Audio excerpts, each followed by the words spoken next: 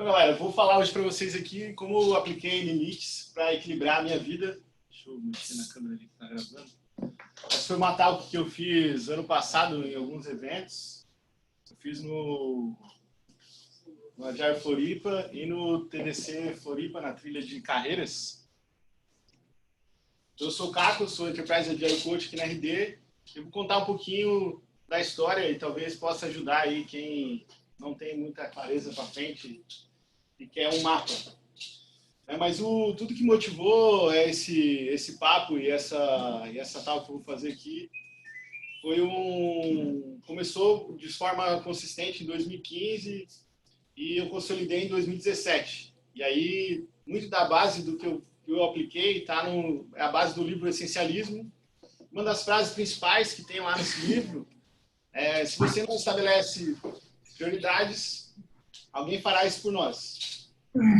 Então, essa foi a base de tudo, assim, de tudo que eu construí, que eu vou falar aqui para vocês. Então, 2018 e 2019 foram anos muito bons para mim e eles foram bons não só necessariamente profissionalmente, né? Eu já tive de forma consequente, assim, sempre um ano melhor que o outro, de forma profissional.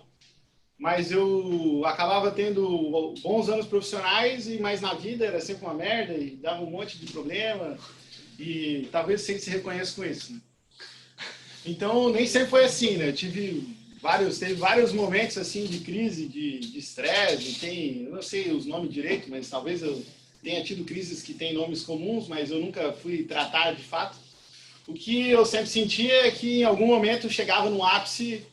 E aí acontecia coisas tipo, eu trocava de emprego, ia para outro lugar, aí beleza, daí a vida começava de novo, aí dava 2, 3 anos, de novo algo estourava ali e não tinha um equilíbrio, né? E eu estava bastante incomodado com isso, porque eu já vinha fazendo isso há bastante tempo. Então já são 18 anos aí em tecnologia e, né, eu sou um cara ansioso, gosto de trabalhar com intensidade, então eu faço as coisas com intensidade e isso é uma característica. Gosto de resolver problemas, né, e sou especialista no método Kanban. E, né, aqui tá da RD, o que eu sempre fazia, né, acho que de forma inconsciente, eu sempre queria fazer mais, né? Toda vez que a gente começa a procurar, a gente olha pra gente, como é que eu posso fazer mais? Como é que eu faço mais? Como é que eu faço mais? E aí a gente quer fazer mais e mais. E essa busca por mais, né, acabava me sobrecarregando bastante e gerando vários dos efeitos ali que eu sentia. E ao abrir mão, né, como eu fazia mais e mais, às vezes não tinha um guia, né, assim como a gente acabou de ver na talk do Guilherme aí, às vezes eu não tinha um guia claro, eu abria mão de fazer escolhas, né, e permitia que o interesse de outras pessoas controlassem a minha vida, ou seja, você acaba tomando decisões por decisões dos outros, né? Você não toma decisões por conta própria. E isso vai te levando, né, muitas vezes vai te levando para um caminho. E aí o principal segredo, né, que eu aprendi ali estava em dizer não, né? Muitas vezes a gente até escuta, fala, beleza, você precisa dizer não para as coisas, você precisa melhorar a tua capacidade de escolher. Mas sempre foi muito difícil para mim dizer não. Eu falei, mas como é que diz não? Né? Dizem que a gente tem que fazer mais. Daí, fazer mais tem que dizer sim. Mas como é que se eu dizer não, eu vou fazer menos? Fica um negócio meio estranho. E aí, mas o dizer não aqui está na lógica de fazer menos e não às vezes mais, e não mais. Ter critérios claros para saber quando dizer sim e buscar o que é essencial. Então, na prática, o dizer não, eu transformei aqui, em vez de trazer assim, o que eu vou dizer não, eu criei um framework para dizer assim, para isso tudo aqui, eu vou dizer sim. E para tudo que não é isso, é não. Então isso foi mais fácil. E é esse framework aí que eu vou mostrar para vocês. Então começou muito numa jornada de autoconhecimento, 2009, eu usei uma ferramenta DISC, para quem não quiser conhecer, mas é uma ferramenta de perfil que ajuda, então foi a primeira ferramenta que ajudou a me desenvolver. Depois trouxe uma evolução, mas em 2015 eu fiz um mergulho mais profundo. Foi foi um desses ápices aí de crise e tal, que a gente às vezes não sabe para onde quer ir, se quer ir mesmo para algum lugar, se tem algum lugar para ir, se quer ficar lá. E aí eu contatei o Antônio foi meu coach naquele ano, e ele usava uma outra técnica de Enneagrama. Então, o Enneagrama são vários perfis de pessoas, então o Enneagrama ele trouxe, o DISC que trouxe primeiro uma referência para mim de, beleza, o que eu era? O Enneagrama, além de que eu era, ele me ajudou a relacionar melhor com as pessoas. Então, e naquele ano lá foi um ano bem importante para mim, que a gente trabalhou alguns meses para construir a minha carreira para frente. E eu gravei um áudio que, em 2015, eu gravei a minha carreira, como é que ia ser minha carreira em 2018, em 2017, em 2016 e em 2015. Então foi um áudio de trás para frente e foi o meu guia, e eu fiz quase tudo que estava lá.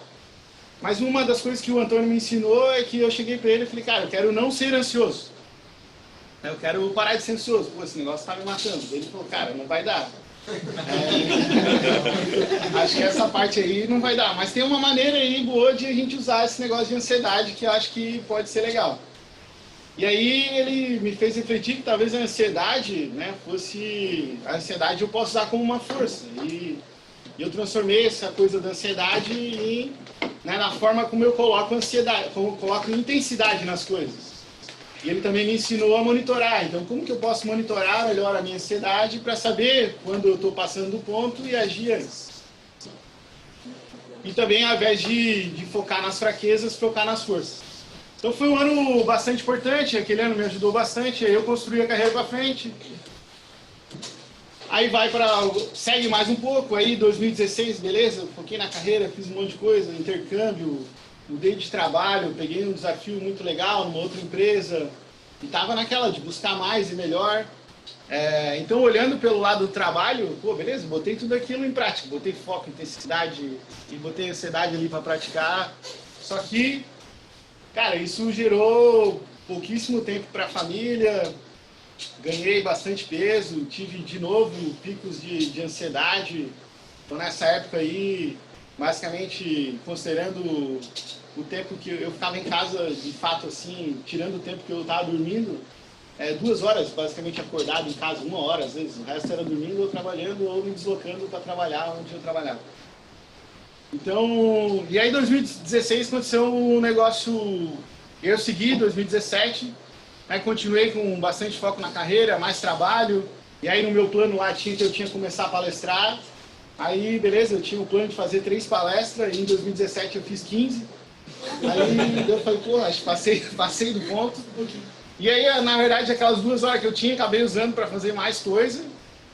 Né? E aí veio mais peso, mais cansaço, mais sono ruim, mais estresse, mais ansiedade. E aí em 2017 chegou o Ian, daí eu falei, cara, agora eu vou ter que parar essa parada aí. Porque, pô, agora eu tenho um filho e tem que... Além do filho, tem a minha esposa também, mas o Ian foi a chave, assim, eu falei, cara, agora eu tenho que resolver isso aí. Porque, cara, se eu ficar fazendo isso aí, meu filho vai crescer e eu nem vou ver ele. Eu vou ver ele, sei lá, por foto, por vídeo. Chegar em casa ele não vai nem me reconhecer.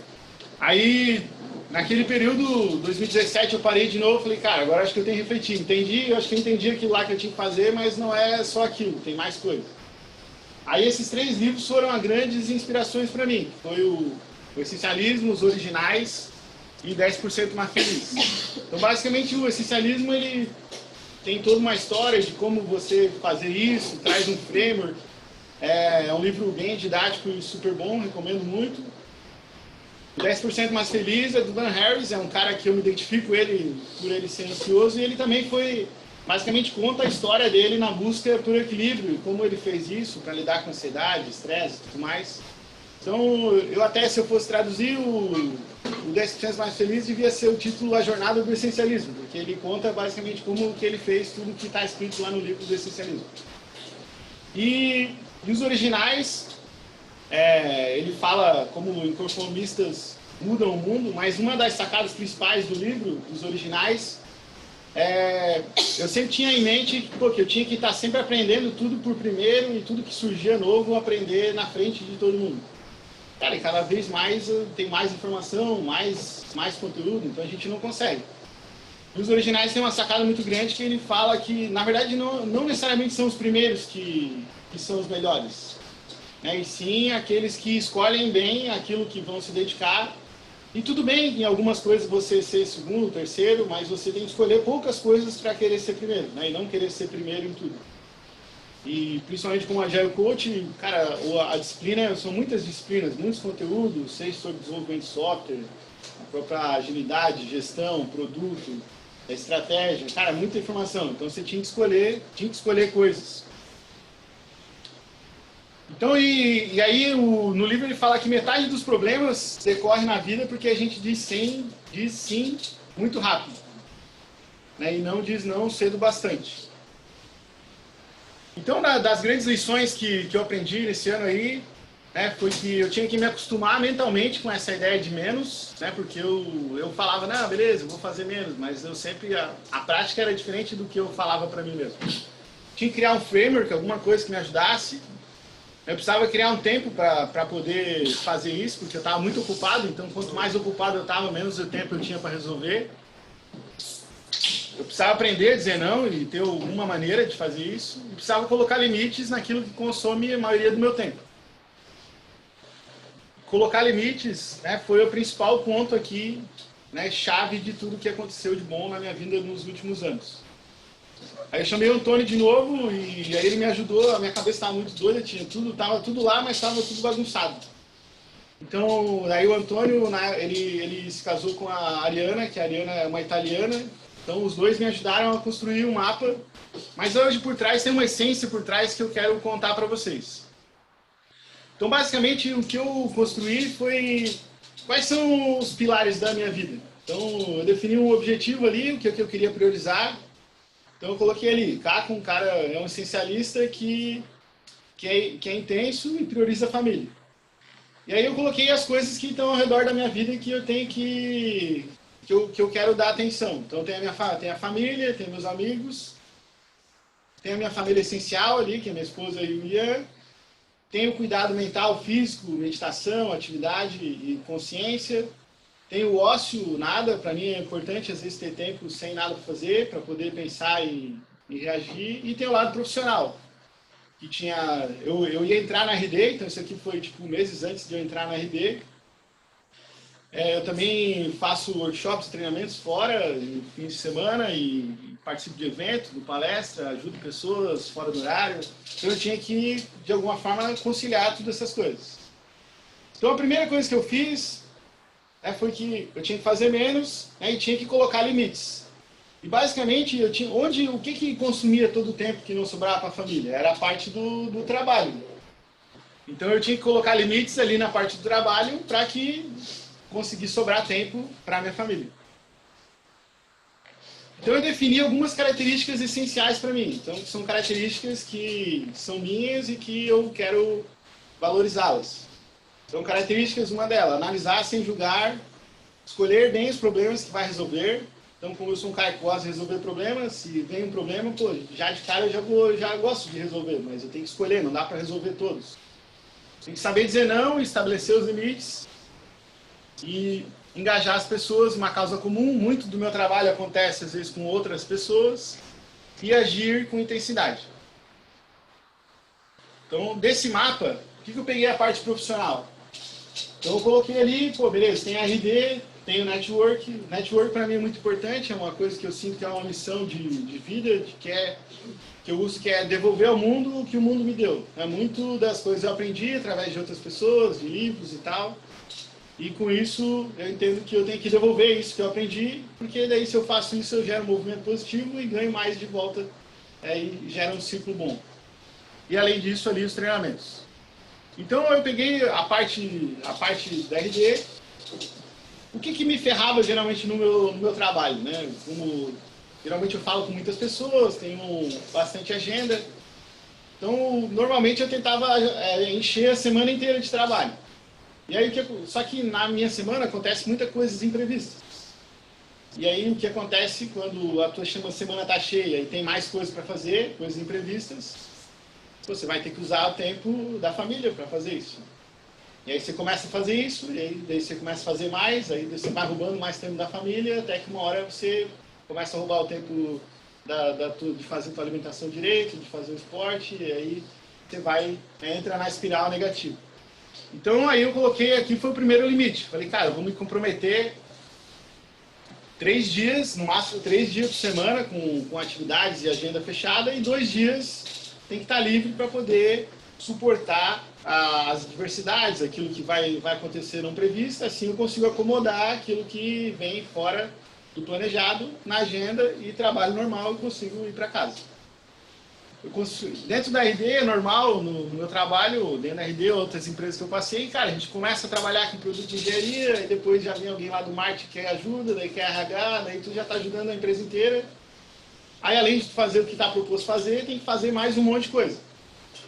Então eu deixei bem claro que o meu foco é trabalhar na RD com um time de produto de engenharia, e o restante, infelizmente, eu não vou conseguir dar atenção, porque se eu fizer isso, eu estou dizendo sim para isso e não para o resto todo. Então esse aqui foi foi a primeira prática ali de colocar limite. Aí beleza, vamos pro network. Um monte de gente procura a gente para trocar experiência e tal. Tinha vezes que eu trocava ideia com 5, 6 pessoas por semana. Falei, cara, beleza, então vamos ajudar as pessoas, mas vamos ajudar uma por semana. Se vir 10, bota cada uma semana e pronto, beleza. Mas aí com isso eu limito o tempo, ou seja, dedico 1 hora por semana para ajudar as pessoas, no máximo. Não precisa fazer 12 palestras, mas então vou botar um limite de no máximo 5. Então, se eu botar no máximo 5 eu consigo encaixar e dá para fazer. E aí então com isso eu tenho que escolher melhor os eventos que eu quero ir, os eventos que eu tenho que palestrar, então faz você ser mais seletivo. Daí depois você começa a palestrar, todo mundo te chama para os eventos e quer que você vá participar, ou quer que vai palestrar, então eu coloquei, cara, então eu vou pelo menos, no máximo 1 por trimestre. Então isso faz eu escolher melhor os eventos que eu quero ir no ano, então faz dar foco. Então isso aqui resolveu outra parte. Geralmente essas coisas seja evento ou palestra, às vezes vai fim de semana, então gasta tempo da família também. E aí treinamento workshop, então aquele workshop de Kanban que eu faço aqui na RD, eu também faço pelo Brasil. Se eu não cuidar, eu posso fazer aquilo toda semana, todo dia, mas eu não quero fazer toda semana, todo dia. Eu quero fazer uma vez por mês. Então, se fazer uma vez por mês, no máximo, tá beleza. Então, com isso, sobra tempo para a família, sobra tempo para aproveitar e curtir. Então, isso era o que roubava o tempo. E aí, com isso, quando a gente cria limite, sobra tempo para poder viajar com a família, para ter um tempo de qualidade, sem preocupação. Sobra tempo para aproveitar as coisas simples.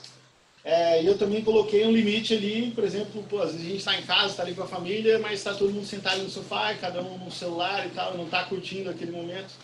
Eu também coloquei ali uma regra para mim, deixar o celular mais de lado, assim, quando eu estou em casa, para poder aproveitar mais o momento e as coisas simples. Quando a gente cria limite, libera tempo para o ócio. E o ócio é esse tempo que às vezes a gente fica, não tem nada para fazer. Nada para fazer é um convite à serendipidade. Serendipidade é aquele momento que, cara, você não esperava nada e acontece. Assim, acontece algo legal, acontece algo que... Às vezes você simplesmente sai para algum lugar sem destino e acontece várias coisas legais, isso é serendipidade. Você faz coisas ao acaso, dá tempo para você experimentar. Criar limite permite fazer as coisas que eu queria aqui do meu cuidado físico, permite eu fazer meditação, permite fazer exercício, permite eu comer melhor para perder peso, permite eu me perceber melhor os momentos de relaxamento. Então, perceber os momentos de relaxamento, eu sempre percebia muito quando eu estava tenso, mas eu não tinha consciência e eu não ficava percebendo quando eu estava tranquilo. Então eu comecei a tentar perceber quais os momentos que eu estou tranquilo para ter consciência quando está tranquilo também. Liberar as energias negativas. Aí eu estudo coisas de religiosidade, meditação e tal. Então ali tinha Monja Coen, mestres do budismo, mas não que eu seja budista, eu siga isso. São coisas que fazem sentido, uma linha que eu estudo. E ter consciência na minha essência, ou seja, continuar focado e atento. E aí eu estabeleci também algumas prioridades. Então, as prioridades são aquilo né, que eu sigo e que quero respeitar. Então, ter uma vida focada na família, conseguir estabelecer e respeitar os limites, porque até outras vezes no passado eu tinha tentado fazer esse negócio de limite, mas não respeitava, eu criei uns limites que eram muito bizarros, assim, que não dava de respeitar. Então, essa vez eu criei uns que dava, pô, esses acho que dá para respeitar. E conseguir lidar com as frustrações, né? Às vezes no nosso dia a dia, muitas vezes a gente se frustra com algumas coisas, se frustra com alguém, ou se frustra com você mesmo. E aí eu me culpava muito, ficava me julgando muito isso, e ficava sofrendo. Então, é uma prioridade minha lidar com isso. Vai acontecer, então tomei consciência que vai acontecer e eu preciso me libertar desse julgamento que fica aprisionando, o cara fica sofrendo. Então, beleza, me frustrei, vai lá, sofre rapidão e libera e sai fora. Vai no banheiro, chora. Tá aí o budismo, né? E aí, então, entrou 2018, que foi o ano que eu entrei aqui na RD. Né, esse foi o mapa que eu criei, o mapa framework. Então, o mapa, ele não é necessariamente uma coisa... Então, isso eu estou seguindo ainda até hoje. Não é algo que necessariamente você tem que ali dar check em tudo, né? Mas é um guia. Cara, você vai habilitando. Principalmente aquela coisa do amarelo ali, que é o cuidado físico, mental. Né? E eu fui habilitando eles. Pô, conforme eu fui resolvendo a parte de baixo, eu fui podendo habilitar partes ali e fui melhorando. Então, 2018, isso aqui foi uma foto que eu postei até no Instagram, no último dia de 2018. Então, foi um ano muito legal, consegui aproveitar bastante coisa, voltei a fazer esporte, né? Comprei um caiaque, consigo usar ele com uma certa frequência. Então, passei bastante tempo, né, com a família e foi algo bom. E 2019 eu repeti essa mesma dose, fiz alguns ajustes nesse mapa, né, mas ele continua sendo, na sua essência, muito parecido com esse que eu apresentei para vocês. E me ajudou muito, né, a equilibrar a vida e poder ter tanto ser uma pessoa legal, tanto na família, quanto com os meus amigos, quanto no trabalho, e ter alta performance em todos esses cenários. Então, basicamente, né, a dica que eu queria dar para vocês aí é defina o que você vai dizer sim. Né, estabeleça limites, porque assim você vai ter equilíbrio. Né, e aí termino aqui com a frase do livro Essencialismo, que só é realmente livre aquele que sabe estabelecer limites. Então, esse é um pouco do que eu queria trazer para vocês aí. Então, galera, muito obrigado. E queria escutar de vocês aí perguntas, quem já tentou algo parecido, enfim, tamo aí.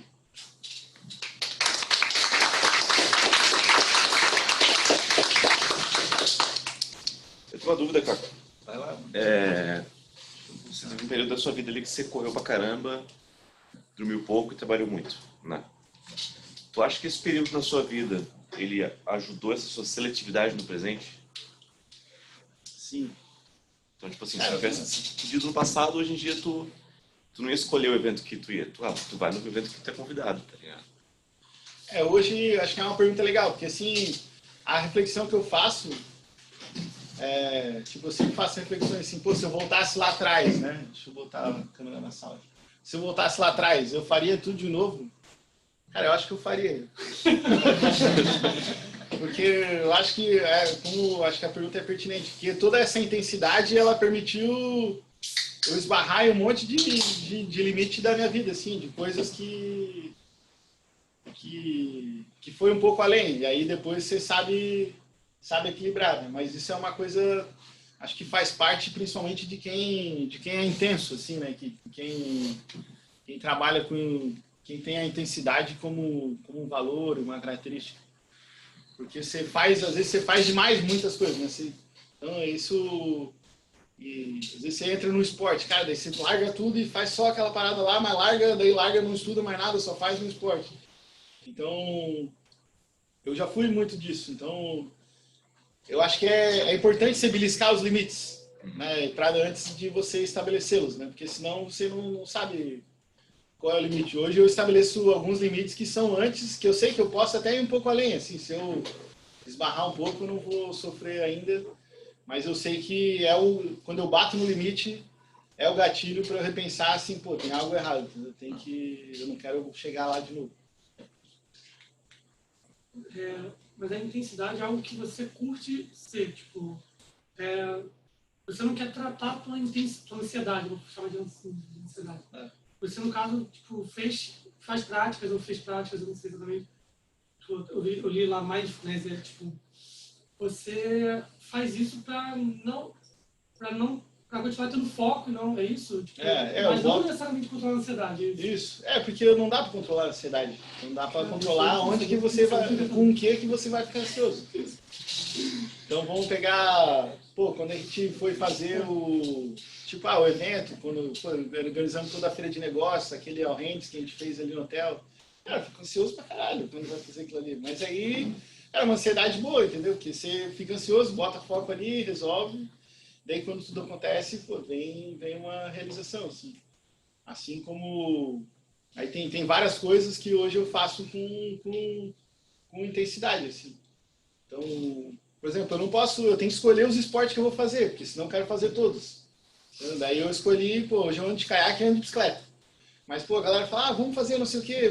Cara, eu escolhi 2, né? Eu vou ficar com esses 2 aqui, daí nesses 2 eu pego, boto intensidade ali e faço bastante eles. Então, hoje, o que eu percebi, eu sei que dá para até mexer com a ansiedade, diminuir, mas eu não sei se eu quero. Eu gosto da ansiedade, eu aprendi a gostar e conviver com ela. Então, hoje, o que eu tento é escolher bem as coisas que eu vou fazer, e aí boto intensidade ali, fico ansioso, mas é divertido. Ansiedade, no ponto da psicologia, né, tanto é positivo quanto negativo, porque é um anseio, né, que nos move a empreender, a fazer as coisas. Agora, a ansiedade, que é o excesso de preocupação com tudo, né, que te leva àquela mente, aquele pensamento de só sinal de risco, né, aí que é onde começam os transtornos, é isso que a gente tem que cuidar. Não te ansiar, aquela coisinha que dá um frio na barriga, é gostoso. Né? Eu, para ter mais foco, fazia rapel em vidas passadas. Eu gostava de sentir o medo, né, a adrenalina, para controlar. E aí aquilo me ajudava a fazer 1000 projetos ao mesmo tempo, né? Então era louco, né, com sua mania. Então é legal esse ponto. Então assim, agora eu tenho poucos planos para o futuro, assim, hoje eu escolhi, então, diferente do Julemar ali, essa aqui é uma outra linha. Eu tinha alguns planos, então, por exemplo, em 2015 eu fiz planos, aí beleza. Hoje eu falo, cara, eu quero mais, se eu seguir na direção disso aqui que é esse meu mapa, se eu seguir esse meu mapa, eu entendo que eu estou indo na direção correta. E ir na direção correta é mais importante para mim do que o destino. E aí, porque não sei se um dia eu vou chegar em tudo aquilo que eu quero ali, mas eu entendo que se eu ir nesse caminho ali, eu estou indo num caminho bom. Entendeu? Então eu traço menos assim, planos longos, mas eu desde sempre tinha planos assim, estilo naquela Cultura Fuduri ali de 2, 3 anos, então eu sempre fazia isso. Eu ainda faço um pouco de planos mais anualizados assim e tenho um guia maior. Assim. Isso encaixa com a palestra do Julián, né? Então, tipo, não importa se você vai chegar daqui a 5 anos e ser um arquiteto, não sei o quê, tipo, o que importa é você estar visando isso, né? Tá atendendo a isso, você sentindo um processo que faz sentido para você. Pega esse exemplo do arquiteto, né? Então você mira nisso. Cara, às vezes, primeiro você, beleza, acho que eu quero ser isso, mas não sei como é que é. E aí você começa a tomar decisões, toda decisão que você vai tomar, você tem que se perguntar, isso vai me fazer lá no futuro ser um arquiteto? Não, então não faz. Então isso vai te ajudar, assim, entendeu? Então, eu tenho, por exemplo, aqueles planos lá de 10 anos para frente, planos lá mais longos, por exemplo, eu tenho um plano que é muito simples. Eu quero só trabalhar 8 meses por ano e quero ter 4 meses de férias. Daí, tudo que eu faço hoje é para isso. Se eu vou fazer alguma coisa que está ao desencontro disso, eu falo, cara, então eu vou fazer. Vou poder definir meus planos agora, calma aí. Recalculando rota. Legal. Mais alguma aí, galera? Eu só queria fazer um complemento desse negócio de frio na barriga. Eu li um artigo, não lembro de quem, mas ela falava assim que sobre esse negócio de frio na barriga e se arriscar, que todo CEO ou alguém que quer empreender deveria, pelo menos uma vez na vida, pular de paraquedas. Porque que é o momento que tu joga a tua vida, né? E aí tu sente o que é um frio na barriga mesmo, né? Então se tu quer empreender, primeiro se jogue de paraquedas e aí se tu conseguir, tu tá pronto para empreender. Também pode ser, vai passear na Cracolândia, sabe? 6 horas da madrugada, né? É, isso. Eu acho mais perigoso pular de paraquedas. Beleza, então, galera, se alguém depois, eu vou publicar esse mapa ali em alta resolução, aí se alguém quiser depois tirar dúvida ou tiver algum, quiser trocar uma ideia sobre, tá, fiquem à vontade aí, a gente conversa. Entra na fila de espera. Já sabe que é já sabe que é um por semana. Sejam mais da fila aí. Agenda até março fechada. Só 2022 aí. Mas aí pra galera que lá uma exceção. Bota no horário da RD ali. Não, pode fazer isso, vai falar o item disso aí. Ela fica nos 3 dias da RD, 5 dias da RD. Beleza, então, galera. Valeu aí, obrigado a todos. Então tá aberto aí a temporada de